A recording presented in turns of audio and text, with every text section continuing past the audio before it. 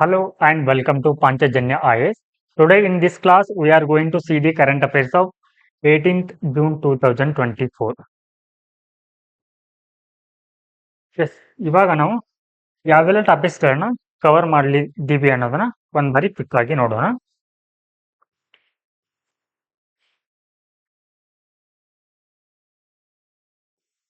First article, railway accident ಕುರಿತಾಗಿದೆ. 9 killed in rail accident in West Bengal, ಪಶ್ಚಿಮ ಬಂಗಾಳದಲ್ಲಿ ಇವಾಗ ಒಂದು ರೈಲ್ವೆ ದುರಂತ ಸಂಭವಿಸಿದೆ. ಸೊ ಅದರ ಕುರಿತಾಗಿ ನಾವು it is important from GS2 paper under economy. And second article, trade strategy ಅಂತ ಇದೆ. ಸೊ ಇದನ್ನ ನಾವು GS3 ನಲ್ಲಿ ಎಕಾನಮಿಯಲ್ಲಿ ಸ್ಟಡಿ ಮಾಡ್ತೀವಿ. Next article, Antarctica treaty consultative meeting ಅಂತ ಇದೆ. So it is important from GS paper 3 under environment and ecology. Next article, the vulnerable of India's elderly ಅಂತ ಇದೆ. ಸೊ ಇದು GS2 ನಲ್ಲಿ ನಮ್ಗೆ ಗವರ್ನೆನ್ಸ್ ಅಲ್ಲಿ ಇಂಪಾರ್ಟೆಂಟ್ ಆಗುತ್ತೆ. ಹಾಗೆ ನಿನ್ನೆ ಕ್ಲಾಸ್ನಲ್ಲಿ ಕೆಲವೊಂದು ಪ್ರೀಲಿಮ್ಸ್ ಕ್ವಶನ್ಸ್ ಗಳನ್ನ ಡಿಸ್ಕಸ್ ಮಾಡಿದ್ದೀವಿ. ಸೊ ಅವುಗಳ ಒಂದು ಆನ್ಸರ್ ಗಳನ್ನ ಇವಾಗ ನೋಡೋಣ. ಫಸ್ಟ್ ಕ್ವಶನ್ ಏನಿದೆ ಅಂತಂದ್ರೆ, which of the following gives global gender gap index, ಅಂದ್ರೆ ಜಾಗತಿಕ ಲಿಂಗ ಅಂತರ ಒಂದು ಸೂಚ್ಯಂಕವನ್ನ ಯಾರು ಅದನ್ನ ಬಿಡುಗಡೆ ಮಾಡ್ತಾರೆ ಅಂತ ಕೇಳಿದ್ದಾರೆ. ಸೊ ಇಲ್ಲಿ answer world economic forum. Next question,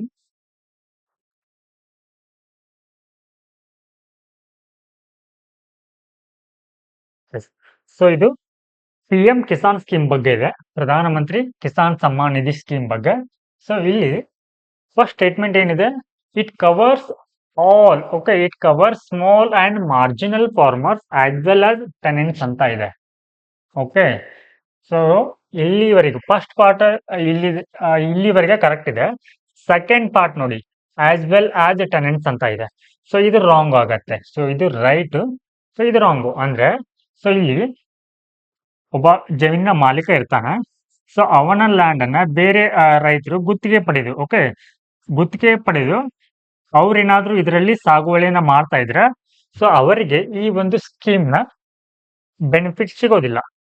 okay, so ಹೀಗಾಗಿ ಈ ಒಂದು ಸ್ಕೀಮ್ ನಲ್ಲಿ ಇವರನ್ನ ಒಳಗೊಂಡಿರೋದಿಲ್ಲ. ಸೊ ಹೀಗಾಗಿ ಆನ್ಸರ್ ಏನಾಗುತ್ತೆ, ಇದು ರಾಂಗ್ ಆಗತ್ತೆ. ಸೊ ನೆಕ್ಸ್ಟ್, ಸೊ ಇಲ್ಲಿ ಫಸ್ಟ್ ಅಬ್ಸರ್ವ್ ಮಾಡ್ಬೇಕಾಗಿರೋದು ಈಸ್ ಆರ್ ಕರೆಕ್ಟ್ ಅಂತ ಕೇಳಿದ್ದಾರೆ. Okay, so is are correct ಅಂತ. So first statement is wrong. It is mandatory for the farmers to utilise the transferred money. Okay, so 6,000 ಏನು transfer ಮಾಡ್ತಾರೆ ಅವರ ಅಕೌಂಟ್ಗೆ, so ಅದನ್ನ ಎದಕ್ಕೆ, for promoting agriculture production only. Okay, so ಇದಕ್ಕೆ ಮಾತ್ರ ಬಳಸಿಕೊಳ್ಬೇಕಂತ ಈ ಸ್ಟೇಟ್ಮೆಂಟ್ ಹೇಳ್ತಾ ಇದೆ. ಸೊ ಇದು ರಾಂಗ್. ಸೊ ಇದನ್ನ ನಾನ್ ಅಗ್ರಿಕಲ್ಚರ್ ಪರ್ಪಸ್ ಕೂಡ ನೀವು ಈ ಒಂದು ಅಮೌಂಟ್ ಅನ್ನ ಬಳಸಿಕೊಳ್ಬಹುದು. So this statement is also wrong. Then third statement, Aadhaar number is required for claiming benefits under the PM Kisan scheme. Yes, so ಈ ಒಂದು ಸ್ಕೀಮ್ ನ ಒಂದು ಬೆನಿಫಿಟ್ ಅನ್ನ ಪಡಿಬೇಕಂತಂದ್ರೆ, ಸೊ ಇಲ್ಲಿ ಆಧಾರ್ ಏನಾಗಿದೆ, ಕಡ್ಡಾಯವಾಗಿದೆ. Okay, so Aadhaar number. So ಇಲ್ಲಿ ಆಪ್ಷನ್ ಯಾವ್ದಾಗತ್ತೆ, ಓನ್ಲಿ 3 ಇದ್ದ ಕರೆಕ್ಟ್ ಆಗತ್ತೆ. And the last question, who may require the president at that time to reconsider the article 74. So ಇದನ್ನ ನಿನ್ನೆ ಕ್ಲಾಸ್ ನಲ್ಲಿ ಡಿಸ್ಕಸ್ ಮಾಡಿದ್ದೀವಿ. ಇದು ಡೈರೆಕ್ಟ್ ಕ್ವಶನ್ ಇದೆ. So council of ministers. So article 74 which deals with council of ministers. And the next question, yes,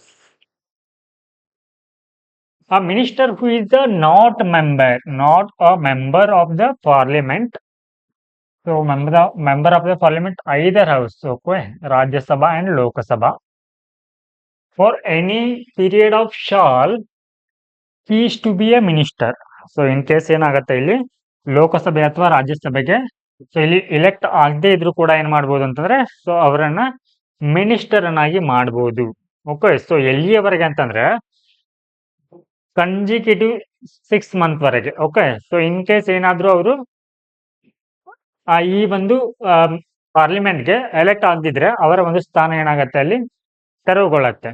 okay, so ಇಲ್ಲಿ answer 6 consecutive month, option a correct ಆಗತ್ತೆ. Yes, now let us see the articles in detail. So ಇಲ್ಲಿ first article 9 killed in rail accident in West Bengal ಅಂತ ಇದೆ. So ಈ rail ಬಗ್ಗೆ ನಾವು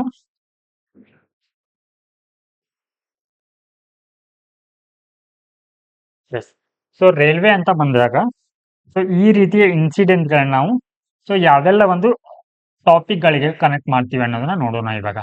okay, railway accident. Okay, so ಇದನ್ನ ನಾವು it is important from GS1 under geography. Okay, so ಹೇಗೆ ಇದನ್ನ ಸ್ಟಡಿ ಮಾಡ್ತೀರಾ ಅದರಲ್ಲಿ, ಸೊ ಇಲ್ಲಿ ಇದರ ಒಂದು ಟೈಪ್ಸ್ ಸ್ಟಡಿ ಮಾಡ್ತೀರಾ. ಸೊ ಯಾವ್ಯಾವ ಟೈಪ್ ಬರುತ್ತೆ ಇದರಲ್ಲಿ, ಬ್ರಾಡ್ ಗೇಜ್ ಬರುತ್ತೆ, ಹಾಗೆ ನ್ಯಾರೋ ಗೇಜ್ ಅಂತ ಬರುತ್ತೆ, ಅಂಡ್ ಮೀಟರ್ ಗೇಜ್ ಅಂತ ಬರುತ್ತೆ. ಓಕೆ, ಹಾಗೆ ಇನ್ನು ಎಕಾನಮಿ ಪರ್ಸ್ಪೆಕ್ಟಿವ್ ಅಂತಂದ್ರೆ so it is important from GS paper 3. Yes, so here infrastructure. Okay, ಮೂಲ ಸೌಕರ್ಯದ ಒಂದು ಅಡಿಯಲ್ಲಿ ಇದನ್ನ ಏನ್ ಮಾಡ್ತೀವಿ, ಸ್ಟಡಿ ಮಾಡ್ತೀರಾ. Okay, railway connection. ನೆಕ್ಸ್ಟ್ ಇನ್ನು ಡಿಸಾಸ್ಟರ್ ಮ್ಯಾನೇಜ್ಮೆಂಟ್ ಅಂತ ಅಂದ್ರೆ ಬಂದ್ರೆ so it is again under GS3 disaster management. So ಇದನ್ನ ಯಾವ ಡೈಮೆನ್ಷನ್ ಅಲ್ಲಿ ಸ್ಟಡಿ ಮಾಡ್ತೀರಾ, ಸೊ ಇಲ್ಲಿ ಡಿಸಾಸ್ಟರ್ ನಲ್ಲಿ ನಮಗೆ 2 ಟೈಪ್ಸ್ ಡಿಸಾಸ್ಟರ್ ಬರುತ್ತೆ. One natural disaster and second one is man made. Okay, disaster ಅಂತ ಬರುತ್ತೆ. ಸೊ ಈ ಮ್ಯಾನ್ ಮೇಡ್ ಡಿಸಾಸ್ಟರ್ ನಲ್ಲಿ ಈ ರೈಲ್ವೆ ಇನ್ಸಿಡೆಂಟ್ ಕೂಡ, ಸೊ ರೈಲ್ವೆ ಆಕ್ಸಿಡೆಂಟ್ ಇನ್ಸಿಡೆಂಟ್ ಕೂಡ ಒಂದಾಗಿದೆ. ಎಸ್, ಸೊ ಇದನ್ನ ಸೊ ಈ ರೀತಿ ಕನೆಕ್ಟ್ ಮಾಡಿ ನಾವು ಸ್ಟಡಿ ಮಾಡ್ಬೇಕಾಗತ್ತೆ. ಓಕೆ, ಸೊ ಇಲ್ಲಿ GS ಜಿಯೋಗ್ರಫಿನಲ್ಲಿ ನಾವು ರೈಲ್ವೆ ಕನೆಕ್ಷನ್, ಟ್ರಾನ್ಸ್ಪೋರ್ಟೇಷನ್ ಅಲ್ವಾ, ಸೊ ಟ್ರಾನ್ಸ್ಪೋರ್ಟೇಷನ್ ಸಾರಿಗೆ ಅಂತ ಬಂದ್ರೆ ಸೊ ನಾವು railway, next fort, okay, roads, airlines, okay, airports. So ಈ ರೀತಿ ಏನ್ ಮಾಡ್ತೀವಿ ಟ್ರಾನ್ಸ್ಪೋರ್ಟ್ ನಲ್ಲಿ, ಸೊ ಇದನ್ನ ಸ್ಟಡಿ ಮಾಡ್ತೀರಾ. ಓಕೆ, ಸೊ ಇವಾಗ ನಾವು ಇದನ್ನ ಈ ರೈಲ್ವೆಗ ಈ ಒಂದು ಇನ್ಸಿಡೆಂಟ್ ಉಂಟಾಗ್ಲಿಕ್ಕೆ ಸೊ ಮೇನ್ ಕಾರಣ ಏನು, ಸೊ ಈ ರೀತಿಯ ಇನ್ಸಿಡೆಂಟ್ಗಳನ್ನ ಕಡಿಮೆ ಮಾಡ್ಲಿಕ್ಕೆ ಅಥವಾ ಅವುಗಳನ್ನ ನಿರ್ಮೂಲನೆ ಮಾಡ್ಲಿಕ್ಕೆ ಸೊ ಯಾವೆಲ್ಲ ಒಂದು ಕ್ರಮಗಳನ್ನ ಕೈಗೊಳ್ತೀವಿ ಅನ್ನೋದನ್ನ ಸೊ ನಾವು ಇವಾಗ ಡಿಟೇಲ್ ಆಗಿ ನೋಡ್ತಾ ಹೋಗೋಣ.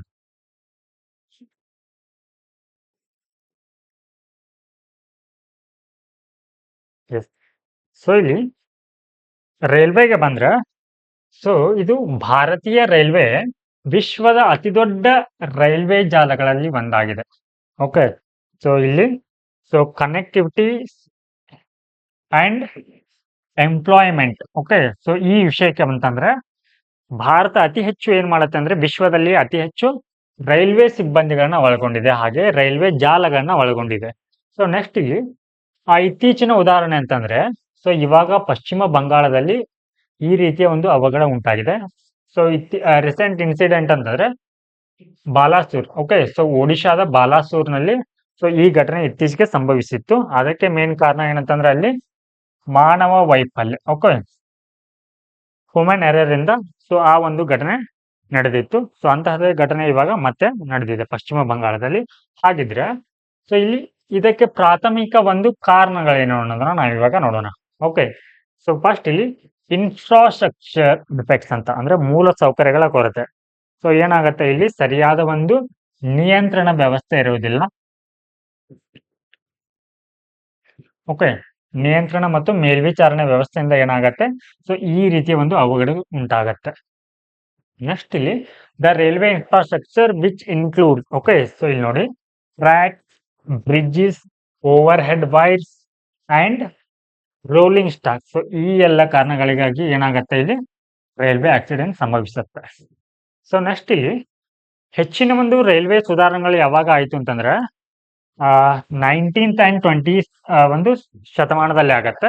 ಸೊ ಅಂದ್ರೆ ಅದಾದ ನಂತರ ಇವುಗಳನ್ನ ಏನ್ ಮಾಡಲಾಗಿದೆ ಅಂತಂದ್ರೆ ಜಸ್ಟ್ ಅವುಗಳನ್ನ ಡೆವಲಪ್ ಮಾಡ್ತಾ ಇದ್ದಾರೆ. ಬಟ್ ಇವು ತುಂಬಾ ಹಳೆಯದಾಗಿದೆ. ಸೊ ಈ ಕಾರಣಕ್ಕಾಗಿ ಏನಾಗತ್ತೆ, ಅಪಘಾತಗಳು ಸಂಭವಿಸುವ ಒಂದು ಸಾಧ್ಯತೆ ಹೆಚ್ಚಾಗಿರುತ್ತೆ. ಸೊ ಇನ್ನು ಹ್ಯೂಮನ್ ಎರರ್ ಅಂತ ಬಂದ್ರೆ, okay, the railway staff who are responsible for the operating, maintaining and managing the trains and tracks are prone to human errors. Okay. So ಕೆಲವೊಂದು ಸಿಗ್ನಲ್ಗಳಲ್ಲಿ ಏನ್ ಮಾಡ್ಲಾಗತ್ತೆ ಅಂತಂದ್ರೆ ಹ್ಯೂಮನ್ ಅಂದ್ರೆ ವ್ಯಕ್ತಿಗಳನ್ನ ನೇಮಕ ಮಾಡಿರ್ತಾರೆ. ಸೊ ಅವರ ಒಂದು ಅಜಾಗರೂಕತೆಯಿಂದ ಏನಾಗತ್ತೆ ಅಲ್ಲಿ, ಹಾಗೆ ಕರಪ್ಷನ್, ಭ್ರಷ್ಟಾಚಾರದಿಂದ ಕೆಲವೊಂದು ರೈಲ್ವೆ ಹಳಿಗಳನ್ನ ಏನ್ ಮಾಡ್ಲಾಗಿರುತ್ತೆ, ಸರಿಯಾಗಿ ಡಿಸೈನ್ ಮಾಡಿರೋದಿಲ್ಲ. ಸೊ ಈ ರೀತಿಯ ಒಂದು ಅಂಶಗಳು ಕೂಡ ಏನಾಗತ್ತೆ ಇಲ್ಲಿ, ಸೊ ಈ ರೀತಿಯ ಅವಘಡಗಳಿಗೆ ಕಾರಣವಾಗತ್ತೆ. ಸೊ ನೆಕ್ಸ್ಟ್ ಇಲ್ಲಿ ಸಿಗ್ನಲಿಂಗ್ ಫೇಲ್ಯೂರ್ಸ್ ಅಂತ ಬರುತ್ತೆ. Okay, signalling failure.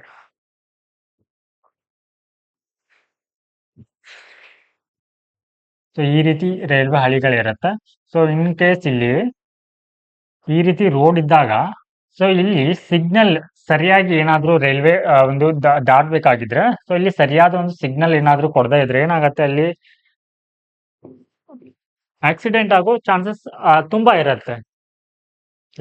ಸೊ ಇಲ್ಲಿ ನೋಡ್ಬೋದು ನೀವು, ಒಡಿಶಾದಲ್ಲಿ ಇತ್ತೀಚೆಗೆ ಸಂಭವಿಸಿದ ರೈಲು ಅಪಘಾತವು ಎಲೆಕ್ಟ್ರಾನಿಕ್ ಇಂಟರ್ಲಾಕಿಂಗ್ ನಲ್ಲಿ ಬದಲಾವಣೆಯಿಂದಾಗಿ ಚಾಲಕರಿಗೆ ಸರಿಯಾದ ಒಂದು ಸಂವಹನ ಮಾಡಲು ಸಾಧ್ಯವಾಗದೆ. ಸೊ ಈ ಒಡಿಶಾದಲ್ಲಿ ರೈಲು ಒಂದು ಅಪಘಾತ ಸಂಭವಿಸಿತ್ತು.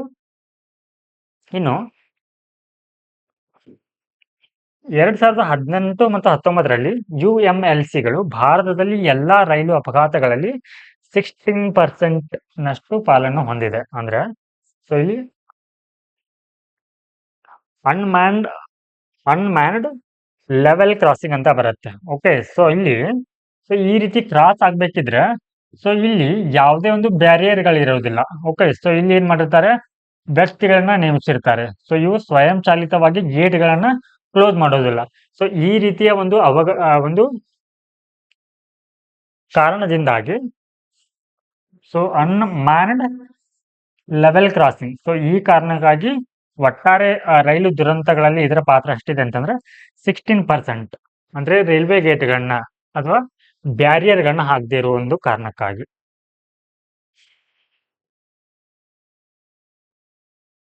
ಹಾಗಿದ್ರೆ ಈ ಒಂದು ರೈಲು ದುರಂತಗಳನ್ನ ತಡೆಯಲಿಕ್ಕೆ ಅಥವಾ ತಡೆಗಟ್ಟಲಿಕ್ಕೆ ಸೊ ಯಾವೆಲ್ಲ ಒಂದು ಕ್ರಮಗಳನ್ನ ಕೈಗೊಂಡಿದ್ದಾರೆ ಅಂತಂದ್ರೆ ಇಲ್ಲಿ first conduct through investigations. So first ಏನ್ ಮಾಡ್ತಾರೆ, ಇಲ್ಲಿ ಅಪಘಾತ ಆದ ನಂತರ ಅದನ್ನ ತನಿಖೆ ಮಾಡ್ತಾರೆ.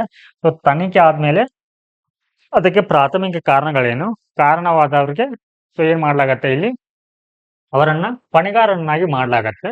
So next strengthen maintenance practice. Okay, so ಇಲ್ಲಿ ರೈಲ್ವೆ ಹಳಿಗಳನ್ನ ಏನ್ ಮಾಡ್ಲಾಗತ್ತೆ, ಇಲ್ಲಿ ಸರಿಯಾಗಿ ಮೇಂಟೆನೆನ್ಸ್ ಮಾಡ್ಲಾಗತ್ತೆ. ಟ್ರ್ಯಾಕ್ ಮೇಂಟೆನೆನ್ಸ್, ಇನ್ಸ್ಪೆಕ್ಷನ್, ಹಾಗೆ infrastructure upgrades to prevent derailments and ensure safe operation. ಅಂದ್ರೆ ಹಳಿಗಳ ಏನಾದ್ರೂ ಹಳಿ ತಪ್ಪಿದ್ರೆ ಸೊ ಅವುಗಳನ್ನ ಏನ್ ಮಾಡ್ತಾರೆ, ಇಲ್ಲಿ ಸರಿಯಾಗಿ ಅಪ್ಗ್ರೇಡ್ ಮಾಡ್ಲಾಗತ್ತೆ. ಹಾಗೆ enhance staffing and training. So ಇಲ್ಲಿ ಆ ಒಂದು ರೈಲು ಸಿಬ್ಬಂದಿಗಳಿಗೆ ಒಂದು ಸರಿಯಾದ ಒಂದು ತರಬೇತಿಯನ್ನ ನೀಡಲಾಗತ್ತೆ. Next implement advanced technology. So ಯಾವ ರೀತಿ ಅಂತಂದ್ರೆ ಇಲ್ಲಿ ಕವಚ ಅನ್ನುವಂತ ಒಂದು ಡಿವೈಸ್ ಇದೆ. ಓಕೆ, ಸೊ ಇದೇನ್ ಮಾಡತ್ತೆ ಅಂತಂದ್ರೆ ರೈಲು ಅಪಘಾತಗಳನ್ನ ತಡೆಗಟ್ಟಲಿಕ್ಕೆ ಸೊ ಈ ಒಂದು ಸಾಧನವನ್ನ ಬಳಸಲಾಗತ್ತೆ. ಅಂದ್ರೆ ಸೊ ಇದೇನ್ ಮಾಡತ್ತೆ, ಮಿತಿ ಮೀರಿ ಏನಾದ್ರೂ ಸ್ಪೀಡ್ ಹೋಗ್ತಾ ಇದ್ರೆ ಆ ರೈಲನ್ನ ಏನ್ ಮಾಡತ್ತೆ, ಸ್ಟಾಪ್ ಮಾಡತ್ತೆ. ಓಕೆ, ಸೊ ಮಿನಿಮಮ್ ಲಿಮಿಟ್ ನಲ್ಲಿ ಅದನ್ನ ತಗೊಂಡ್ಬರತ್ತೆ.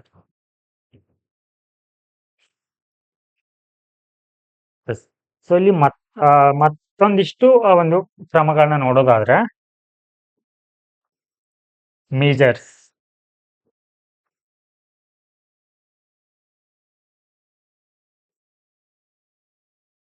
ಫಸ್ಟ್ ಒನ್ ರಾಷ್ಟ್ರೀಯ ರೈಲು ಸಂರಕ್ಷಾ ಕೋಶ. ಓಕೆ, ಸೊ ಇದನ್ನ ರೈಲು ಒಂದು ಸುರಕ್ಷತೆಗಾಗಿ ಸೊ ಈ ಒಂದು ಸ್ಕೀಮ್ ಅನ್ನ ಜಾರಿ ಮಾಡಲಾಗಿದೆ. ಹಾಗೆ ತಾಂತ್ರಿಕ ಉನ್ನತೀಕರಣ. ಓಕೆ, ಅಂದ್ರೆ ಇಲ್ಲಿ ಒಂದು ರೈಲು ಬೋಗಿಗಳಲ್ಲಿ ಏನಾದ್ರೂ ಬೆಂಕಿ ಕಾಣಿಸಿಕೊಂಡ್ರೆ ಅದನ್ನ ಸ್ವಯಂಚಾಲಿತವಾಗಿ ಪತ್ತೆ ಹಚ್ಚಲಿಕ್ಕೆ ಸೊ ಈ ಒಂದು ವ್ಯವಸ್ಥೆನ ತರಲಾಗಿದೆ. ಇನ್ನು ಕವಚ್ ಅಂತ ಹೇಳಿದೆ ಅಲ್ವಾ, ಸೊ ಇದೇನ್ ಮಾಡತ್ತೆ ಅಂತಂದ್ರೆ ಸ್ವಯಂಚಾಲಿತ ರೈಲು ರಕ್ಷಣೆಗಾಗಿ ಸೊ ಈ ಒಂದು ಡಿವೈಸ್ ಅನ್ನ ಅಭಿವೃದ್ಧಿ ಮಾಡಲಾಗಿದೆ. ಹಾಗೆ ಇನ್ನು GPS ಆಧಾರಿತ ಪಾಕ್ ಪಾಸ್ ಸಾಧನ ಅಂತ ಬರುತ್ತೆ. ಸೊ ಇದೇನ್ ಮಾಡತ್ತೆ ಅಂತಂದ್ರೆ ಇನ್ ಕೇಸ್ ಮಳೆಗಾಲದಲ್ಲಿ ಅಥವಾ ಮಂಜಿನ ಸಂದರ್ಭದಲ್ಲಿ ಸೊ ರೈಲ್ವೆ ಒಂದು ನಿರ್ವಾಹಕರಿಗೆ ರೋಡ್ ಏನಾದ್ರು ಅಂದ್ರೆ ಹಳಿಗಳು ಏನಾದ್ರು ಕಾಣ್ತಾ ಇದ್ರೆ ಸೊ ಅವರಿಗೆ ಒಂದು ಗೈಡಿಂಗ್ ಲೈಟ್ ತರ, ಓಕೆ, ಸೊ ಅವರಿಗೆ ನ್ಯಾವಿಗೇಟ್ ಮಾಡ್ಲಿಕ್ಕೆ ಸರಿಯಾದ ಒಂದು ಮಾರ್ಗವನ್ನು ತೋರಿಸಲಿಕ್ಕೆ ಸೊ ಈ ಒಂದು GPS ಆಧಾರಿತ ಪಾಸ್ ಅನ್ನುವಂತ ಒಂದು ಸಾಧನವನ್ನ ಬಳಸಲಾಗತ್ತೆ.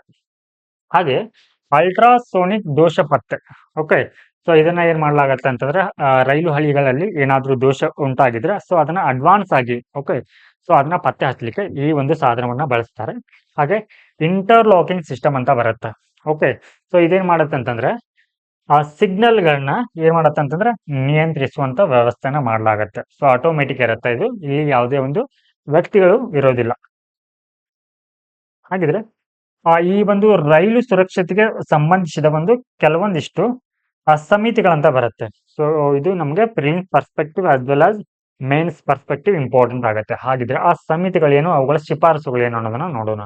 ಸೊ ಇಲ್ಲಿ ಫಸ್ಟ್ ಒನ್ ಕಾಕೋಡ್ಕರ್ ಸಮಿತಿ ಅಂತ ಬರುತ್ತೆ. ಸೊ ಇದನ್ನ 2012ರಲ್ಲಿ ಫಾರ್ಮ್ ಮಾಡಲಾಗಿತ್ತು. ಸೊ ಇದು ಏನ್ ಶಿಫಾರಸ್ತನ ಮಾಡಿತ್ತು ಅಂತಂದ್ರೆ ರೈಲು ಒಂದು ದುರಂತಗಳಿಗೆ ಸಂಬಂಧಿಸಿದಂತ ಒಂದು ತನಿಖೆನ ಮಾಡ್ಲಿಕ್ಕೆ ಸ್ವತಂತ್ರ ಸಂಸ್ಥೆಯನ್ನ, ಓಕೆ, ಸ್ವತಂತ್ರ ಅಪಘಾತ ತನಿಖೆಯನ್ನ ಮಾಡ್ಬೇಕಂತ ಈ ಒಂದು ಸಮಿತಿ ಶಿಫಾರಸ್ತನ ಮಾಡಿತ್ತು. ಹಾಗೆ ವಿನೋದ್ ರಾಯ್ ಸಮಿತಿ, ಸೊ ಇದನ್ನ 2015ರಲ್ಲಿ ಫಾರ್ಮ್ ಮಾಡಲಾಗಿತ್ತು. ಹಾಗೆ ಬಿಬೇಕ್ ಡೆಬ್ರಾಯ್ ಸಮಿತಿ, ಸೊ ಇದನ್ನ 2014ರಲ್ಲಿ ಸೊ ಇದೇನ್ ಮಾಡಿ ಶಿಫಾರಸನ್ನ ಮಾಡಿತ್ತಂತಂದ್ರೆ ಈ ಸಾಮಾನ್ಯ ಬಜೆಟ್ ನಿಂದ ರೈಲ್ವೆ ಬಜೆಟ್ ಅನ್ನ ಪ್ರತ್ಯೇಕಿಸಬೇಕಂತ ಶಿಫಾರಸನ್ನ ಮಾಡಿತ್ತು. ಹಾಗಿದ್ರೆ ಈ ರೈಲ್ವೆ ಸುರಕ್ಷತೆ ಕುರಿತು ಜಾಗತಿಕವಾಗಿ ಯಾವೆಲ್ಲ ಒಂದು ಉತ್ತಮ ಪ್ರಾಕ್ಟೀಸ್ಗಳು ಯಾವೆಲ್ಲ ದೇಶಗಳಲ್ಲಿ ಆ ಸುರಕ್ಷತೆಗಾಗಿ ಗಮನವನ್ನ ನೀಡಲಾಗಿದೆ ಅನ್ನೋದನ್ನ ನಾವಿವಾಗ ನೋಡೋಣ. ಓಕೆ, ಸೊ ಯುನೈಟೆಡ್ ಕಿಂಗ್ಡಮ್ ನಲ್ಲಿ, ಓಕೆ, UK, ಸೊ ಈ ಒಂದು ಪ್ರದೇಶದಲ್ಲಿ ಅಂದ್ರೆ UK, ಓಕೆ, ಸೊ ಇದೆಲ್ಲಿ ಬರುತ್ತೆ, UK ಯುರೋಪಿಯನ್ ಕಂಟ್ರಿಯಲ್ಲಿ ಬರುತ್ತೆ ಅಲ್ವಾ. ಸೊ ಯುರೋಪಿಯನ್ ಕಂಟ್ರಿಗಳಲ್ಲಿ ಅತಿ ಹೆಚ್ಚು ಅಂದ್ರೆ ಅತಿ ಕಡಿಮೆ ರೈಲ್ವೆ ದುರಂತಗಳು ಈ ಪ್ರದೇಶದಲ್ಲಿ ಕಂಡು ಬರುತ್ತೆ. ಅಂದ್ರೆ ಅವರು ಬೆಸ್ಟ್ ಪ್ರಾಕ್ಟೀಸ್ ಅನ್ನ ಫಾಲೋ ಮಾಡ್ತಿರ್ತಾರೆ. ಸೊ ಅಂತದ್ರಲ್ಲಿ ಇವರು ರೈಲು ರಕ್ಷಣೆ ಮತ್ತು ಎಚ್ಚರಿಕೆ ವ್ಯವಸ್ಥೆ ಅನ್ನಂತ ಒಂದು ಸಿಸ್ಟಮ್ ಇದೆ. ಸೊ ಇದೇನ್ ಮಾಡತ್ತೆ ಅಂತಂದ್ರೆ ವೇಗದ ಮಿತಿಗಳನ್ನ ಮೀರುವಂತ ರೈಲುಗಳನ್ನ ಏನ್ ಮಾಡತ್ತೆ, ಇಲ್ಲಿ ಸ್ಟಾಪ್ ಮಾಡತ್ತೆ. ಸೊ ಈ ಒಂದು ವ್ಯವಸ್ಥೆ ಸೊ ನಮ್ಮ ಭಾರತದಲ್ಲಿ ಕವಚ್ ಇದೆ ಅಲ್ವಾ, ಸೊ ಆ ರೀತಿ ಒಂದು ಸಿಸ್ಟಮ್ ಇದೆ.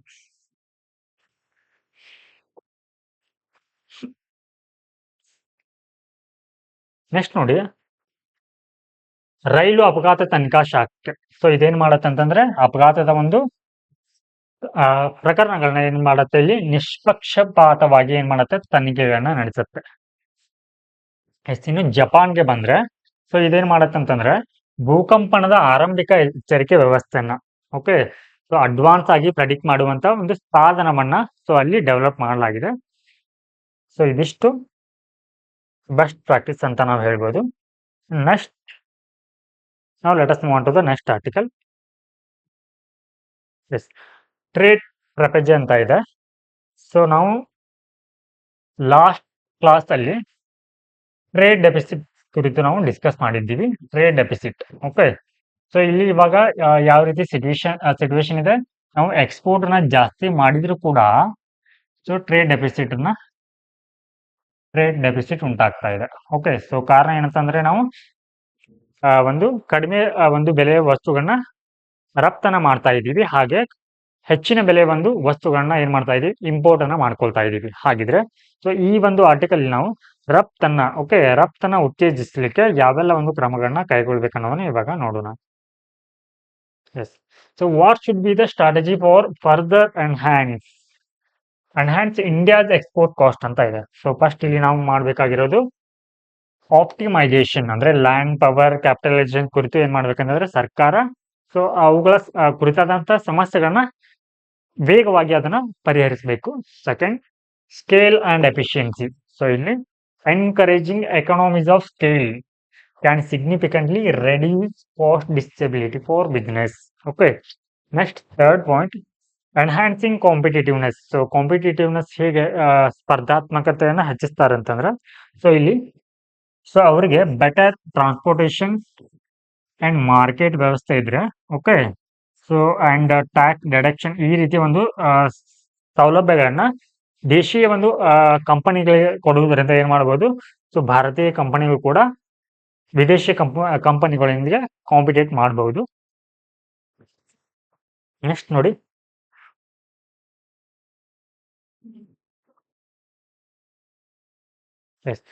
ಹಾಗೆ ರಫ್ತನ್ನು ಉತ್ತೇಜಿಸಲಿಕ್ಕೆ ಮತ್ತೆ ಈ MSMEಗಳಿಗೆ ಸಪೋರ್ಟ್ ಅನ್ನು ನೀಡುವಂಥದ್ದು, ಹಾಗೆ market access by trade treaty. So ಇಲ್ಲಿ ಟ್ರೇಡ್ ಟ್ರೀಟೀಸ್ ಅಂತಂದ್ರೆ ಫ್ರೀ ಟ್ರೇಡ್ ಅಗ್ರಿಮೆಂಟ್ ಅಂತ ಬರುತ್ತೆ, ಮುಕ್ತ ವ್ಯಾಪಾರ ಒಪ್ಪಂದ. ಏನಿದು ಮುಕ್ತ ವ್ಯಾಪಾರ ಒಪ್ಪಂದ ಅಂತಂದ್ರೆ, ಸೊ ಇಲ್ಲಿ ಯಾವುದೇ ಒಂದು ದೇಶಗಳ ನಡುವೆ ರಫ್ತು ಮತ್ತು ಆಮದು ಆಗ್ತಾ ಇರುತ್ತೆ ಅಲ್ವಾ, ಸೊ ಅವುಗಳ ನಡುವಿನ ಗಳನ್ನ ಅಂದ್ರೆ ನಿರ್ಬಂಧಗಳನ್ನ ಏನ್ ಮಾಡೋದು, ಇಲ್ಲಿ ತೆಗೆದುಹಾಕೋದು ಅಂತಂದ್ರೆ, ಸೊ ಕೆಲವೊಂದಿಷ್ಟು ಏನ್ ಮಾಡಿರ್ತಾರೆ, ಇಲ್ಲಿ ಟ್ಯಾರಿಫ್ಗಳನ್ನ ಅಥವಾ ತೆರಿಗೆಗಳನ್ನ ಜಾಸ್ತಿ ಮಾಡಿರ್ತಾರೆ, ಹಾಗೆ ಕೆಲವೊಂದು ಸರಕುಗಳ ನಿರ್ಬಂಧವನ್ನ ಹಾಕಿರುತ್ತೆ. ಸೊ ಈ ರೀತಿಯ ನಿಯಮಗಳನ್ನ ಸಡಿಲಿಸ್ಬೇಕಂತ ಸೊ ಇದು ಈ ಫ್ರೀ ಟ್ರೇಡ್ ಒಪ್ಪಂದ ಏನಾಗುತ್ತೆ ಹೇಳುತ್ತೆ. ಹಾಗೆ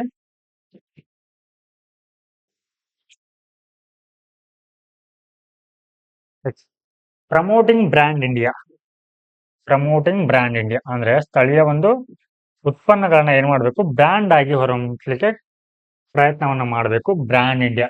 ಸೊ ಇಲ್ಲಿ ಭಾರತದಲ್ಲಿ ಇವಾಗ ಇತ್ತೀಚೆಗೆ ಒನ್ ಡಿಸ್ಟಿಕ್ ಒನ್ ಪ್ರಾಡಕ್ಟ್ ಅನ್ನುವಂತ ಒಂದು ಸ್ಕೀಮ್ ನ ಒಂದು ಇನಿಷಿಯೇಟಿವ್ ಅನ್ನ ಜಾರಿಗೆ ತರಲಾಗಿದೆ. ಅಂದ್ರೆ ಆ ಒಂದು ಪ್ರತಿಯೊಂದು ಜಿಲ್ಲೆಯ ಮುಖಾಂತರ ಒಂದೊಂದು ಉತ್ಪನ್ನಗಳನ್ನ ಏನ್ ಮಾಡ್ಬೇಕು, ಇಲ್ಲಿ ಬ್ರ್ಯಾಂಡ್ ಆಗಿ ಕನ್ವರ್ಟ್ ಮಾಡುವಂತದ್ದು. Okay, now let us move on to the next article. So ಇಲ್ಲಿ ಅಂಟಾರ್ಟಿಕ್ ಟ್ರೀಟಿ ಕನ್ಸಲ್ಟೇಟಿವ್ ಮೀಟಿಂಗ್ ಅಂತ ಬರುತ್ತೆ. Okay, ATCM. ಸೊ ಇತ್ತೀಚೆಗೆ ಭಾರತದ ಒಂದು ಕೊಚ್ಚಿ ಅನ್ನುವಂತ ಪ್ರದೇಶದಲ್ಲಿ, ಓಕೆ, ಕೇರಳದ ಕೊಚ್ಚಿ ಅನ್ನುವಂತ ಪ್ರದೇಶದಲ್ಲಿ 46ನೇ ಮೀಟಿಂಗ್ ಅನ್ನ ಮಾಡಲಾಗಿತ್ತು. ಸೊ ಹೀಗಾಗಿ ಈ ಒಂದು ಅಂಟಾರ್ಟಿಕಾ ಟ್ರೀಟಿ ಕನ್ಸಲ್ಟೇಟಿವ್ ಮೀಟಿಂಗ್ ಅನ್ನುವಂಥದ್ದು ಸುದ್ದಿಯಲ್ಲಿದೆ. ಸೊ ಇಲ್ಲಿ ಇದರ ಬಗ್ಗೆ ನಾವು ನೋಡೋದಾದ್ರೆ, so ATCM, okay, is an annual meeting of the original 12 party to the Antarctica treaty. So ಇಲ್ಲಿ ಮೊದಲನೇದಾಗಿ 12 ಒಂದು ಪಾರ್ಟಿಗಳು ಸೇರಿ ಸೊ ಈ ಅಂಟಾರ್ಟಿಕಾ ಟ್ರೀಟಿಯನ್ನ ರಚನೆ ಮಾಡಿದವು. ಸೊ ಇಲ್ಲಿ ಭಾರತ ಇದಕ್ಕೆ ಸೇರಿದ್ದು ಯಾವಾಗ 1980ರಲ್ಲಿ ಇದಕ್ಕೆ ಜಾಯಿನ್ ಆಗತ್ತೆ. ಸೊ ಇವಾಗ ಪ್ರಸ್ತುತ ಎಷ್ಟು ಪಾರ್ಟಿಗಳಿದೆ ಅಂತಂದ್ರೆ, ಇಲ್ಲಿ 56 ಕಂಟ್ರಿಗಳು ಇದರ ಒಂದು ಭಾಗವಾಗಿವೆ, 56 ಕಂಟ್ರಿಗಳು. Yes, the Antarctica treaty signed in 1959. So ಈ ಒಪ್ಪಂದಕ್ಕೆ ಯಾವಾಗ ಸಹಿ ಹಾಕಲಾಯಿತು, 1959, and established Antarctica as the region dedicated. So ಇದನ್ನ ಯಾವ ಉದ್ದೇಶಕ್ಕಾಗಿ ಸೊ ಇದನ್ನ ಒಂದು ಸ್ಥಾಪಿಸಲಾಗಿತ್ತು ಅಂತಂದ್ರೆ, peaceful purpose, scientific cooperation and environment protection. So ಈ ಅಂಟಾರ್ಟಿಕಾ ಅನ್ನುವಂಥ ಪ್ರದೇಶವನ್ನ ಸೊ ಅದನ್ನ ಶಾಂತಿಯುತ ಒಂದು ಬಳಕೆಗಾಗಿ, ಹಾಗೆ ವೈಜ್ಞಾನಿಕ ಒಂದು ಸಹಕಾರದ ದೃಷ್ಟಿಯಿಂದ, ಹಾಗೆ ಅದರ ಒಂದು ಪರಿಸರವನ್ನ ಉಳಿಸುವಂತಹ ಒಂದು ದೃಷ್ಟಿಯಿಂದ ಸೊ ಈ ಒಂದು ಒಪ್ಪಂದವನ್ನ ಮಾಡಿಕೊಳ್ಳಲಾಯಿತು. Yes, India has been a consultative party ಅಂತಂದ್ರೆ, ಸೊ ಇಲ್ಲಿ ಒರಿಜಿನಲ್ 12 ಪಾರ್ಟಿ ಇದೆ ಅಲ್ವಾ, ಸೊ ಇವುಗಳಿಗೆ ಏನಂತ ಕರಿತೀವಿ ನಾವು, ಕನ್ಸಲ್ಟೇಟಿವ್ ಪಾರ್ಟಿ ಅಂತ ಕರಿತೀವಿ. ಸೊ ಇದರಲ್ಲಿ ಇಂಡಿಯಾ ಕೂಡ ಒಂದಾಗಿದೆ. Next to the Antarctica treaty since 1983. So ಇಲ್ಲಿ 1983ಗೆ ಸೊ ಈ ಒಂದು ಒಪ್ಪಂದಕ್ಕೆ ಅಂಟಾರ್ಟಿಕಾ ಟ್ರೀಟಿಗೆ ಭಾರತ ಜಾಯ್ನ್ ಆಗಿದೆ. So in 2022 India enacted the Antarctica treaty, Antarctica act ಅನ್ನ ಜಾರಿಗೆ ಮಾಡಿದೆ. ಓಕೆ, ನೆಕ್ಸ್ಟ್ ಇಲ್ಲಿ ಸೊ ಈ ಒಂದು ಮೀಟಿಂಗ್ ನ ಕೀ ಪ್ರೊವಿಷನ್ ಗಳೇನಿದೆ ಅಂತಂದ್ರೆ, ಸೊ ಈ ಒಂದು ಪ್ರದೇಶಗಳನ್ನ ಯಾವೆಲ್ಲ ಉದ್ದೇಶಗಳಿಗಾಗಿ ಬಳಸಿಕೊಳ್ಬೇಕು, ಯಾವೆಲ್ಲ ಉದ್ದೇಶಗಳಿಗಾಗಿ ಬಳಸಬಾರದು ಅನ್ನೋದನ್ನ ಈ ಒಂದು ಒಪ್ಪಂದದಲ್ಲಿ ಹೇಳಲಾಗಿದೆ. ಸೊ ಫಸ್ಟ್ ಪಾಯಿಂಟ್, ಅಂಟಾರ್ಟಿಕಾ ಈ ಸ್ಟ್ರಿಕ್ಟ್ಲಿ ಫಾರ್ ಪೀಸ್ಫುಲ್ ಆಕ್ಟಿವಿಟೀಸ್, ಶಾಂತಿಯುತ ಒಂದು ಒಂದು ಉದ್ದೇಶಕ್ಕಾಗಿ ಮಾತ್ರ ಅದನ್ನು ಬಳಸಿಕೊಳ್ಬೇಕು.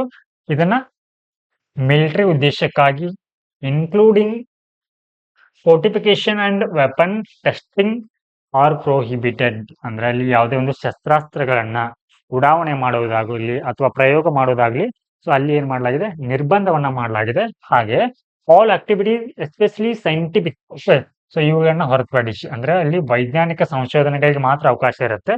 R to be conducted freely with cooperation and data sharing among the signatory nations. ಅಂದ್ರೆ ಭಾರತದಲ್ಲಿ ಕೆಲವೊಂದು ರಿಸರ್ಚ್ ಸೆಂಟರ್ ಗಳನ್ನು ಸ್ಥಾಪಿಸಿದೆ. ಆ ಮೂಲಕ ಏನ್ ಮಾಡುತ್ತೆ, ಆ ಒಂದು ಪ್ರದೇಶದಲ್ಲಿ ರಿಸರ್ಚ್ ಅನ್ನ ಮಾಡುತ್ತೆ. ಈ ರೀತಿ ಒಂದು ರಿಸರ್ಚ್ ಮಾಡಿದಂತ ಡೇಟಾವನ್ನ ಸೊ ಯಾರು ಮೆಂಬರಿಂಗ್ ಕಂಟ್ರಿ ಇರ್ತಾರಲ್ವಾ, ಅಂದ್ರೆ ಸಿಗ್ನೇಟರಿ ಕಂಟ್ರಿ, ಅವುಗಳೊಂದಿಗೆ ಹಂಚಿಕೊಳ್ಳಬಹುದು ಅಂತ ಸೊ ಈ ಒಂದು ಪ್ರೊವಿಷನ್ ಹೇಳುತ್ತೆ. ಹಾಗೆ ಸೊ ಇಲ್ಲಿ nuclear explosion and the disposal of radio active wastage ಅನ್ನ ಸೊ ಇಲ್ಲಿ ನಿರ್ಬಂಧಿಸಲಾಗಿದೆ.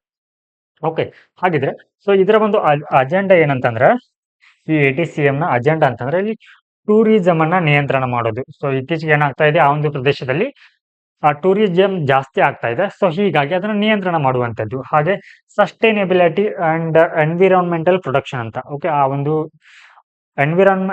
ಅಂಟಾರ್ಟಿಕಾ ಪ್ರದೇಶವನ್ನ ಕಾಪಾಡಿಕೊಂಡು ಹೋಗುವಂತದ್ದು. ಓಕೆ, ಸೊ ಇದಿಷ್ಟು ಅದರ ಒಂದು ಪ್ರಮುಖ ಒಂದು ನಿಬಂಧನೆಗಳಾಗಿವೆ. ಹಾಗಿದ್ರೆ ಸೊ ಇಲ್ಲಿ ಭಾರತದ ಒಂದು ಅಂಟಾರ್ಟಿಕಾ ಪ್ರೋಗ್ರಾಮ್ಗಳು ಏನಿವೆ ಅನ್ನೋದನ್ನ ನಾವೀಗ ನೋಡೋಣ. ಓಕೆ, ಸೊ ಇಲ್ಲಿ ದಕ್ಷಿಣ ಗಂಗೋತ್ರಿ ಅಂತ ಬರುತ್ತೆ. ಸೊ ಇದು ದಕ್ಷಿಣ ಗಂಗೋತ್ರಿ ವಾದ post Indian scientific research base ಆಗಿದೆ. ಅಂದ್ರೆ scientific centre, okay, research centre ಆಗಿದೆ. ಯಾವುದು? First Dakshina Gangotri and second one ಮೈತ್ರಿ ಬರುತ್ತೆ ಅಂಡ್ ಭಾರತಿ ಅಂತ ಬರುತ್ತೆ. ಸೊ ಇವಿಷ್ಟು ಇಂಡಿಯಾದ ಒಂದು ರಿಸರ್ಚ್ ಸೆಂಟರ್ ಆಗಿವೆ. ಸೊ ನೀವಿಲ್ಲಿ ಮ್ಯಾಪ್ ನಲ್ಲಿ ನೋಡ್ಬೋದು. ಸೊ ಯಾವೆಲ್ಲ ಬರುತ್ತೆ, ಇಲ್ಲಿ ಭಾರತಿ ಬರುತ್ತೆ, ಭಾರತಿ, ದಕ್ಷಿಣ ಗಂಗೋತ್ರಿ ಅಂಡ್ ಮೈತ್ರಿ.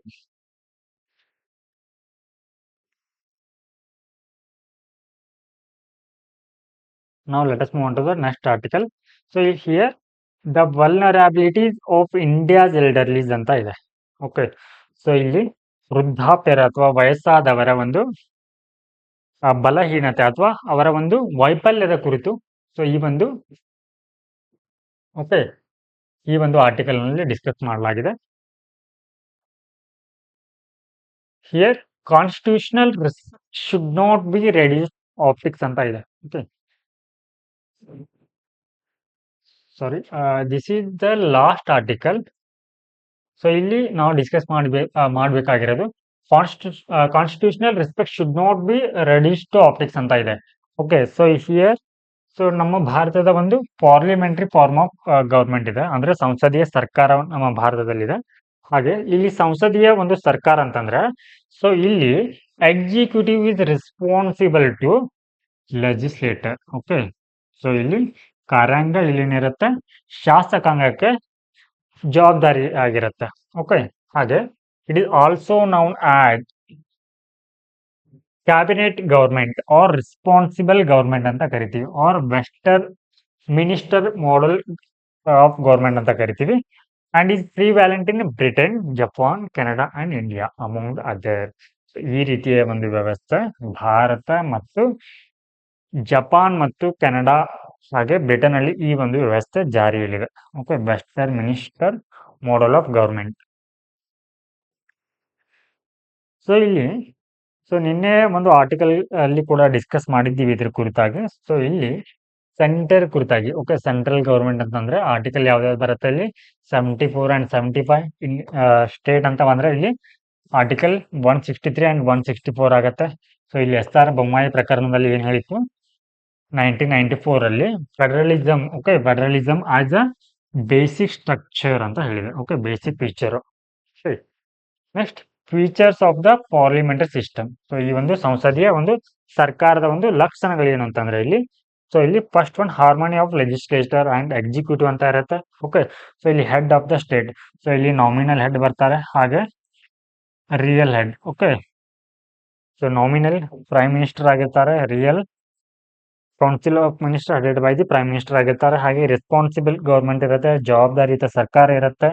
ನೆಕ್ಸ್ಟ್ ಇಲ್ಲಿ cabinet system. So cabinet system ಬಗ್ಗೆನೂ ಕೂಡ ನಾವು ನಮ್ಮ ಪ್ರೀವಿಯಸ್ ಕ್ಲಾಸ್ನಲ್ಲಿ ಡಿಸ್ಕಸ್ ಮಾಡಿದ್ವಿ. ಸೊ ನೆಕ್ಸ್ಟ್ ಇಲ್ಲಿ ಕಾನ್ಸ್ಟಿಟ್ಯೂಷನಲ್ ಮೊರಾಲಿಟಿ ಅಂತ ಬರುತ್ತೆ. ಸೊ ಅವುಗಳ ಒಂದು ವ್ಯಾಲ್ಯೂಗಳನ್ನ ನೋಡ್ತೀರಾ. ಸೊ ಇಲ್ಲಿ ಯಾವೆಲ್ಲ ಒಂದು ವ್ಯಾಲ್ಯೂಗಳು ಇದರಲ್ಲಿ ಬರುತ್ತೆ ಅಂತಂದ್ರೆ are pillars of the constitutional morality ಅಂತಂದ್ರೆ here upholding the core values. Here core values ಅಂತಂದ್ರೆ ಏನು? ಓಕೆ, ಸಚ್ ಆಸ್ ಜಸ್ಟಿಸ್, ನ್ಯಾಯ, ಲಿಬರ್ಟಿ, ಸ್ವಾತಂತ್ರ್ಯ, ಇಕ್ವಾಲಿಟಿ, ಸಮಾನತೆ, ಫ್ರಾಟರ್ನಿಟಿ, ಭಾತೃತ್ವ, ಓಕೆ, ಜಾತ್ಯತೀತತೆ. ಸೊ ಇಂತಹ ಒಂದು ಮೌಲ್ಯಗಳನ್ನ ಇದು ಮಾಡುತ್ತೆ, ಎತ್ತಿ ಹಿಡಿಯುತ್ತೆ. Okay,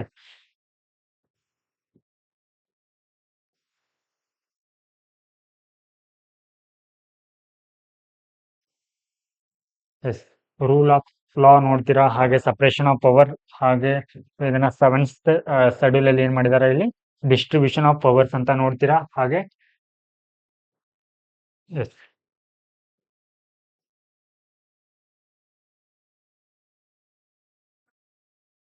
S, now let us move on to the next article. Here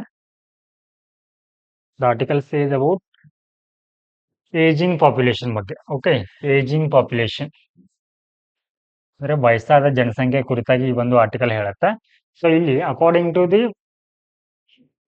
United Nation Population Funds India, okay, ಇದರ ಒಂದು ಪ್ರಕಾರ India ageing report 2023, the percentage of the elderly population in India is estimated to grow from 10.5% in 2020 to 20.8% by 2050. Okay, so ಅಂದ್ರೆ almost ಏನಾಗುತ್ತೆ ಇಲ್ಲಿ double ಆಗುತ್ತೆ. Okay, ವಯಸ್ಸಾದ ಒಂದು ಜನಸಂಖ್ಯೆ ಏನಾಗುತ್ತೆ ಆಲ್ಮೋಸ್ಟ್ ಡಬಲ್ ಆಗುತ್ತೆ. ಓಕೆ, ಹಾಗಿದ್ರೆ ಈ ಪ್ರೊಜೆಕ್ಟೆಡ್ ಎಲ್ಡರ್ಲಿ ಪಾಪ್ಯುಲೇಷನ್ ಬಗ್ಗೆ ನೋಡೋದಾದ್ರೆ, ಸೊ ಇಲ್ಲಿ population estimation, okay, estimate 319 million by mid century ಅಂದ್ರೆ ಸೊ 2050ರ ವೇಳೆಗೆ ಸೊ ಈ ಒಂದು ಏಜಿಂಗ್ ಪಾಪ್ಯುಲೇಷನ್ ಎಷ್ಟಾಗತ್ತೆ? 319 ಮಿಲಿಯನ್ ಆಗುತ್ತೆ. ನೆಕ್ಸ್ಟ್ ಗ್ರೋತ್ ರೇಟ್ ಅಂತ ನೋಡೋದಾದ್ರೆ ಪ್ರತಿ ವರ್ಷ, ಓಕೆ, ಎನ್ಯುವಲಿ 3% ಗ್ರೋ ಆಗ್ತಾ ಇದೆ. ಓಕೆ, ಕಡಿಮೆ ಆಗ್ತಾ ಇಲ್ಲ. ವಯಸ್ಸಾದವರ ಒಂದು ಜನಸಂಖ್ಯೆ ಪ್ರತಿ ವರ್ಷ ಎಷ್ಟಾಗ್ತಾ ಇದೆ? 3% ರೈಸ್ ಆಗ್ತಾ ಇದೆ. ಎಸ್, ಯಾವ ರೀತಿ ಇದೆ ಅಂತಂದ್ರೆ ಈ ಒಂದು ಎಲ್ಡರ್ಲಿ ಪಾಪ್ಯುಲೇಷನ್ ಅಲ್ಲಿ ಆರ್ ಏಜಿಂಗ್ ಪಾಪ್ಯುಲೇಷನ್ ಅಲ್ಲಿ sex ratio, okay, sex ratio means so ಪ್ರತಿ 1000 ಪುರುಷರಿಗೆ ಮಹಿಳೆಯರು ಎಷ್ಟಿದ್ದಾರೆ ಅಂತ. ಓಕೆ, ಸೊ ಹಿಯರ್ ಮೇಲ್ 1000 ಇದ್ರೆ ವುಮೆನ್ ಎಷ್ಟಿರ್ತಾರೆ ಇಲ್ಲಿ 1065, ಅಂದ್ರೆ ವಯಸ್ಸಾದ ಒಂದು ಮಹಿಳೆಯರ ಸಂಖ್ಯೆ ಜಾಸ್ತಿ ಆಗಲಿದೆ ಅಂತ ಇಲ್ಲಿ ಹೇಳಲಾಗತ್ತೆ.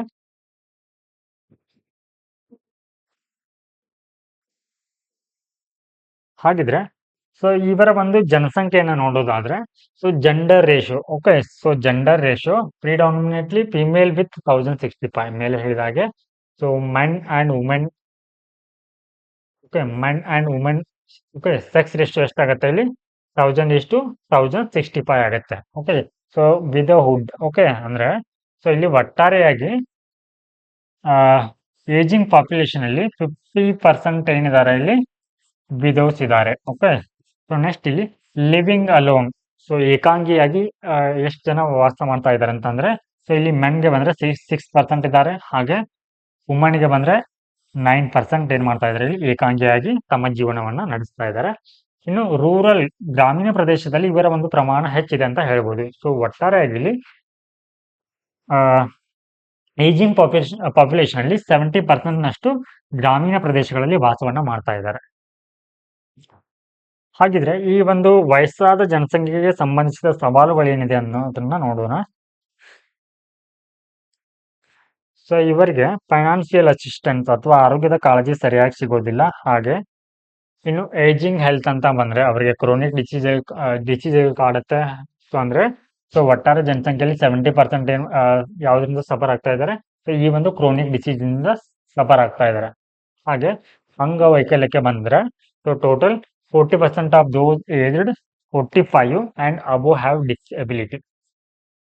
ನೆಕ್ಸ್ಟ್ ಇಲ್ಲಿ ಡಯಾಬಿಟಿಸ್, ಮಧುಮೇಹದಂತ ಕಾಯಿಲೆ ಕೂಡ ಇವರಿಗೆ ಕಾಡುತ್ತೆ. ಹಾಗೆ ಮೆಂಟಲ್ ಎಲ್ಮೆಂಟ್ಸ್ ಅಂತ, okay, 20% aged above 45 report issues, so mainly depression. Okay, so ಖಿನ್ನತೆಯಿಂದ ಬಳಲ್ತಾ ಇದ್ದಾರೆ. ಹಾಗೆ ಅಬ್ಯೂಸ್ ರಿಪೋರ್ಟ್, ಸೊ ಇವರಿಗೆ ಏನ್ ಮಾಡಲಾಗ್ತಾ ಇದೆ ಅಂತಂದ್ರೆ ಕಿರುಕುಳವನ್ನ ನೀಡಲಾಗ್ತಾ ಇದೆ. So here 5% report abuse with higher frequency in rural women.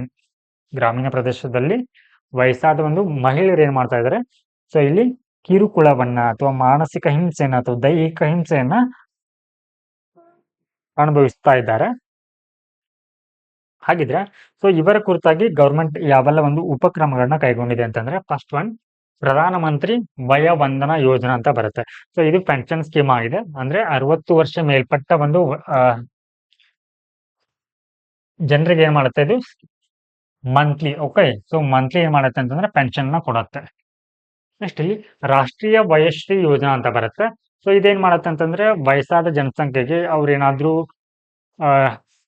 ಡಿಸೆಬಿಲಿಟಿಯಿಂದ ಬಳಲ್ತಾ ಇದ್ರೆ ಸೊ ಅವರಿಗೆ ಸೊ ಯಾರಿಲ್ಲಿ ಬಿಲೋ ಪಾವರ್ಟಿ ಲೈನ್ಗೆ ಸೇರಿದವರಿಗೆ ಸೊ ಏನ್ ಮಾಡತ್ತೆ ಅಂತಂದ್ರೆ ಇಲ್ಲಿ ಉಪಕರಣಗಳನ್ನ ನೀಡುತ್ತೆ. ಓಕೆ, ಸೊ ನಾವು ಸ್ಯಾಕ್ರೆಡ್ ಪೋರ್ಟಲ್ ಫಾರ್ ಎಲ್ಡರ್ಲಿ ಅಂತ ಬರುತ್ತೆ. ಸೊ ಇದೇನ್ ಮಾಡತ್ತೆ ಅಂತಂದ್ರೆ ವಯಸ್ಸಾದ ಜನಸಂಖ್ಯೆಗೆ ಅವರಿಗೆ ಉದ್ಯೋಗ ಅಪಾರ್ಚುನಿಟಿಗಳು ಏನಾದ್ರೂ ಇದ್ರೆ ಸೊ ಈ ಒಂದು ಪೋರ್ಟಲ್ ಅಲ್ಲಿ ಅವರು ಸರ್ಚ್ ಅನ್ನ ಮಾಡಬಹುದು. ಎಸ್, ಹಾಗಿದ್ರೆ ನಾವು ಇವಾಗ ಪ್ರಿಲಿಮ್ಸ್ ಕ್ವಶನ್ಸ್ ಗಳನ್ನ ನೋಡೋಣ. ಸೊ ಇವುಗಳನ್ನ ನಾಳೆ ಕ್ಲಾಸ್ ನಲ್ಲಿ ಸೊ ಇವುಗಳ ಒಂದು ಉತ್ತರಗಳನ್ನ ಡಿಸ್ಕಸ್ ಮಾಡಲಾಗುತ್ತೆ. ಹಾಗಿದ್ರೆ ಸೊ ಇಲ್ಲಿ ಫಸ್ಟ್ ಕ್ವಶನ್ ಏನಿದೆ ಅಂತಂದ್ರೆ,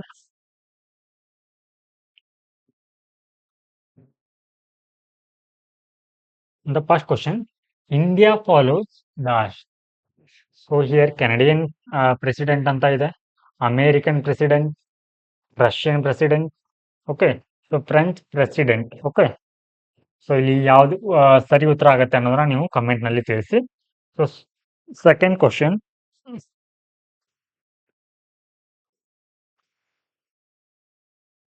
in pre-independent India, who was the first to discuss the concept of a poverty line ಇದೆ. ಓಕೆ, ಬಡತನ ರೇಖೆಯ ಕುರಿತು ಸೊ ಸ್ವಾತಂತ್ರ್ಯ ಬರುವ ಮೊದಲು ಸೊ ಇದರ ಕುರಿತಾಗಿ ಯಾರು ಹೇಳಿದ್ರು ಅಂತ ಕೇಳ್ತಾ ಇದ್ದಾರೆ ಇಲ್ಲಿ.